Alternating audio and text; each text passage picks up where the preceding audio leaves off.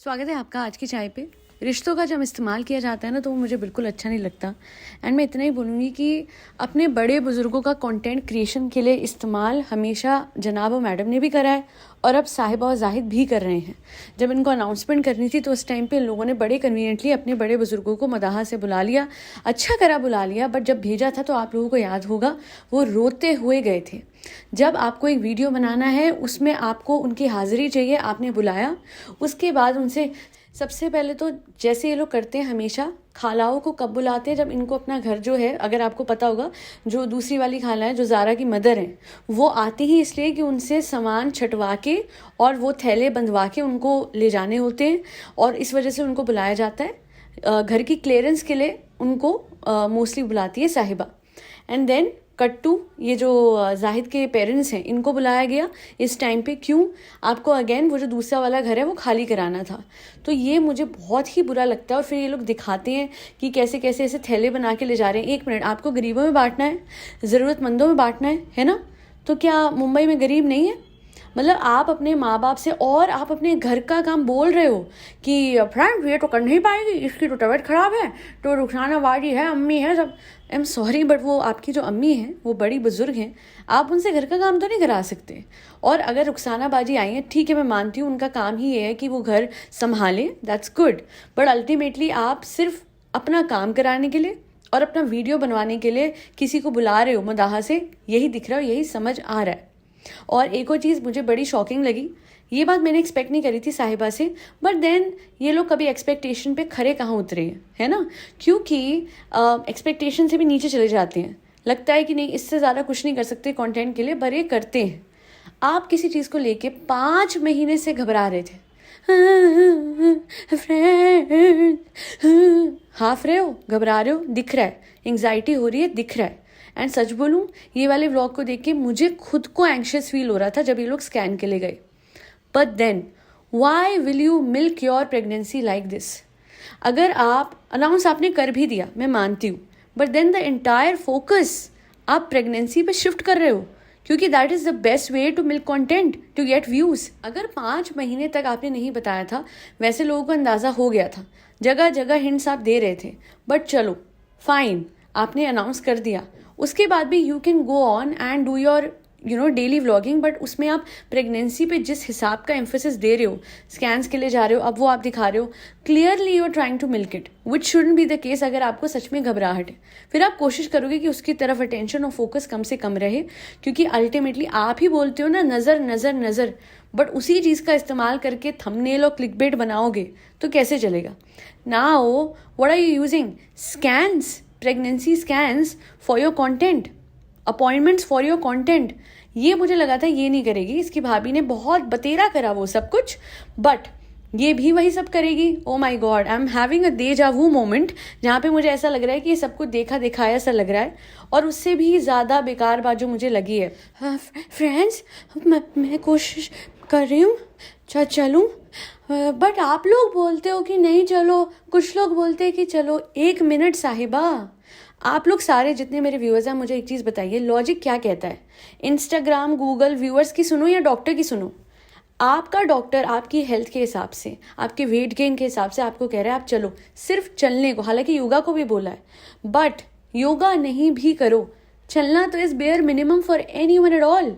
एक नॉर्मल इंसान, मैं प्रेगनेंसी वाली बात कर ही नहीं रही, एक नॉर्मल इंसान बैठे रहे 1 साल में उसका वेट भी गेन होगा, उसकी तबीयत भी खराब होगी, उसका कोलेस्ट्रॉल लेवल भी हाई जाएगा।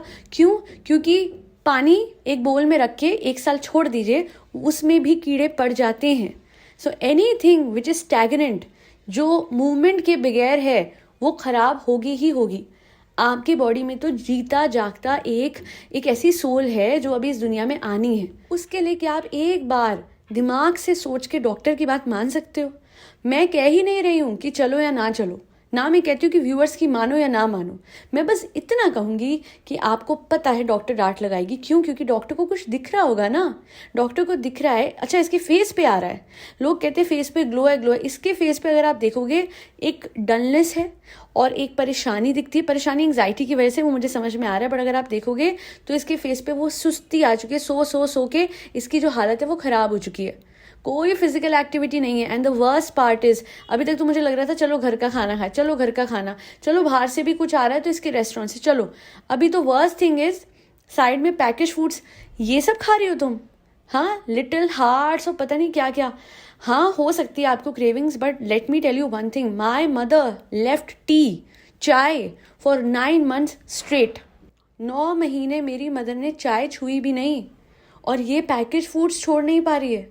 अच्छा, उसके बाद मैं और भी ज़्यादा क्या शौक हो गई, मैंने तो सुना है कॉफ़ी नहीं पी सकते। I have heard this and this is something which is prevalent universally. अब इसको आप टेबू बोलें या कुछ भी बोलें, मुझे एक बात समझ नहीं आती। ठीक है, ये चीज़ लेने को मना करा है ना, नहीं आज ले रही हूँ, बहुत कंपल्शन क्या है, इतना क्या है। अगर 5 महीने रोक लिए अपने आप को, तो 5 महीने के 9 महीने रोक ले। पैकेज फूड्स ये सब एक बार फिर भी समझ आता है कभी कभार, वैसे तो जितने रखे हुए थे ना साइड के टेबल पे, मुझे तो एकदम दुख दुख हो रहा था कि ये भी खाती है। ये तो अभी अनवील हुआ है, अभी हमारे सामने आया है। अभी तक तो वही था जो कि हमें नीचे वाले घर में जो बना बना के दिया जा रहा था इन मोहतरमा को, वो दिख रहा था। अभी ये तो नहीं पता था कि पैकेज फूड्स अलग से चल रहे हैं। बेसिकली ये स्ट्रेस ईटिंग कर रही हैं, और इसके लिए जो एक इलाज है which is mindfulness, which is meditation, वो ये नहीं करती हैं। इसकी वजह से इनकी एंग्जाइटी और बढ़ रही है, स्ट्रेस भी। मैं ये तो नहीं कहती कि ज़ीरो स्ट्रेस और एंग्जाइटी हो जाएगा, बट देन अगेन मैं इतना ज़रूर कहूँगी कि कोशिश करो साहिबा, स्ट्रेस से हटो, क्योंकि स्ट्रेस कॉजेज स्ट्रेस ईटिंग, जो आप बहुत ज़्यादा कर रहे हो। एंड देन आपकी सिचुएशन, पता है मुझे डर लग रहा था इसकी हालत देख के, हाँ वेट टाइट हो रहा है, ज़्यादा गालियाँ, ओके फाइन, वहाँ तक भी समझ आ रहा था। ओ भाई, उसके बाद तुम और खाने बैठ गई, आर यू किडिंग मी? देखो साहिबा, fruits and all of this is very good for nutrition, ठीक है, आप जो मन चाहे खाओ, बट पोर्शन कंट्रोल तो करो। I am not a nutritionist, I am not a doctor, but listen to your doctor at least. चलना भी तो नहीं है। अगर आप लोग देखेंगे, कभी कभी क्या होता है, I tell you one thing, जैसे हम लोग तो नॉर्मल ऐसे जिम जाते हैं, आते हैं, खाते हैं, कभी मेरा मन करता है कि एक मेरे घर में मट्ठी बनी हुई है मैदे की, मेरा मन एक मैं खा लूँ, तो मैं एक कभी कभार खा सकती हूँ। क्यों? क्योंकि आई नो मैं उतना तो मैं बर्न कर रही हूँ, सुबह कार्डियो कर रही हूँ, शाम को जिम कर रही हूँ, एंड फिर रात को फिर मैंने कार्डियो करना होता है वापस, थोड़ा योगा भी, ये सब का मुझे पता है कि चलो एक मट्ठी कभी कभार तो चल जाएगी। यहाँ like literally there is no walk whatsoever, basic walk नहीं हो रही है। एक हफ्ते में एक बार एक आधा घंटा, I am sorry that's too less. और आप खा भी तो आप हफ्ते के बराबर एक दिन में, और मैं फिर कह रही हूँ, मैं टोक नहीं लगा रही, भगवान बहुत बरकत दे और ये भर पेट हमेशा अच्छा खाना खाए, पर दे हैज़ टू बी, हर चीज़ की अति ख़राब है, लिमिट ही नहीं है।